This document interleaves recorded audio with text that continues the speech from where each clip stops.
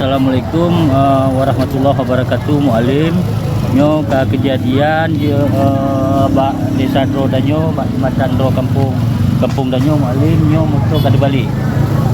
Nyo Jumatan ka berak dahat. Ke macet jalan nyo bisa menjadi bahaya mualim. Bila kita tolong Mbak Ron mualim untuk betul-betul Jumatan kamu. Nyo bak desa Alun langsung. Dengan harapan kamu berwujud dibangun.